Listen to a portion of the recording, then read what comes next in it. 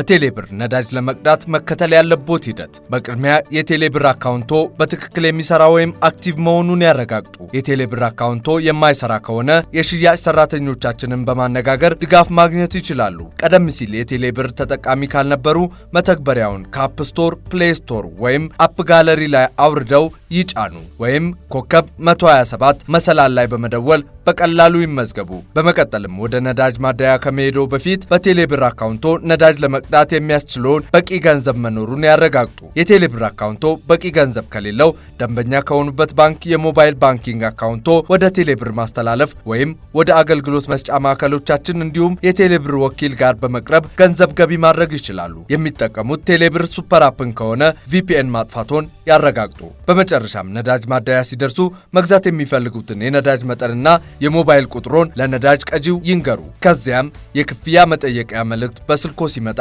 የክፍያ መጠኑ ትክክለኛ መሆኑን በማረጋገጥ የሚስጥር ቁጥሮን ያስገቡ።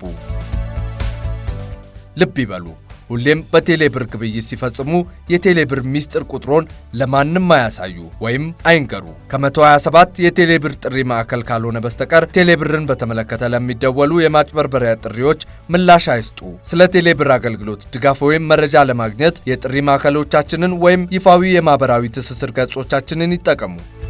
ቴሌብር ቀላል፣ ፈጣን፣ ምቹና አስተማማኝ